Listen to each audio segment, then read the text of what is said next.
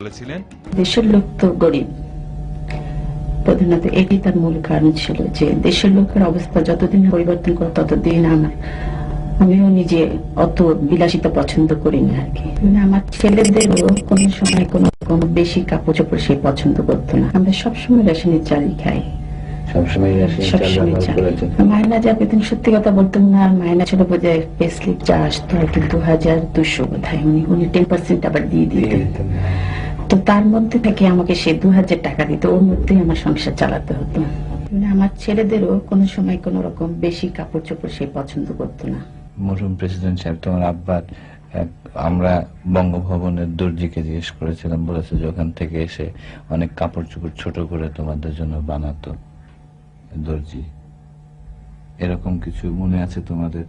আমার এই শার্টটাই আব্বুর ছিল আগে, এটাই বানিয়ে দিয়েছে। জি। তোমার মনে আছে